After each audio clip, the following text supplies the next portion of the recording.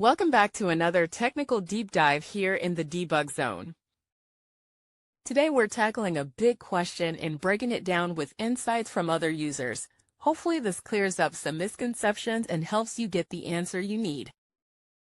So buckle up, stay a little curious, and let's jump right in.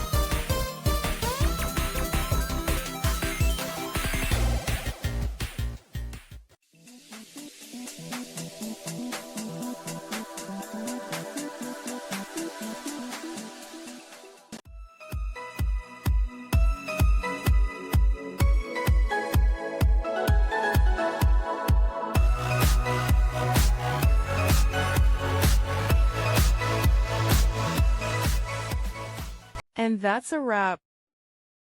I hope you found the answer you were looking for.